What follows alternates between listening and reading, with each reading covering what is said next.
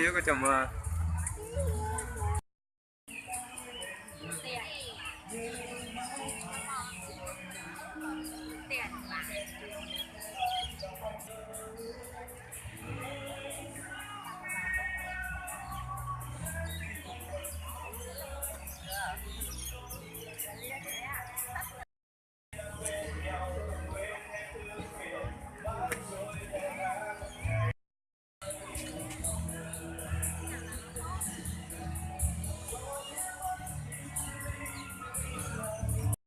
Trong đời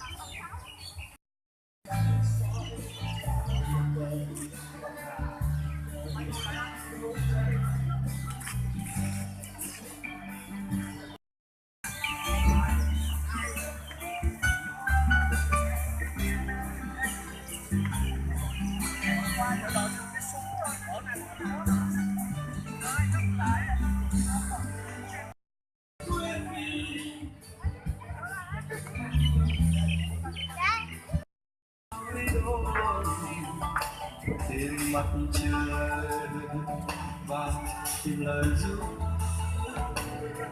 ngàn lời. Tôi như con chim cao cao ngời, tôi như hạt cao cao ngời. Phải hát đôi mắt trời, phải hát thôi một thôi. Hát giữa mọi người không ngại ngần, lời hát đưa tận mặt trời, đưa tận mặt trời.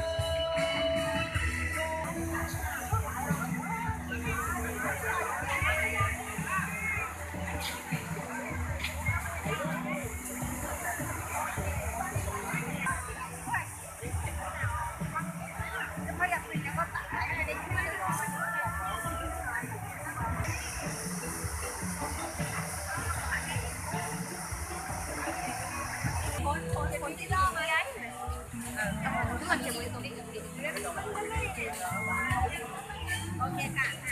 Anh đi khoan khoan. Ok lên rồi.